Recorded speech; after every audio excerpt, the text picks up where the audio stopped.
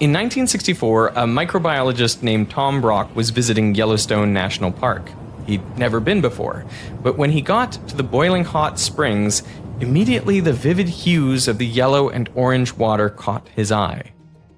Are these colors bacteria?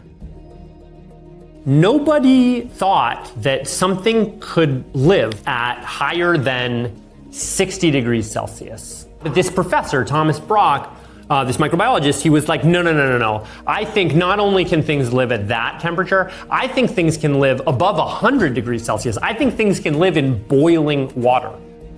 Brock set up a lab next to one of the springs and asked his undergraduate student, Hudson Freeze, to tag along.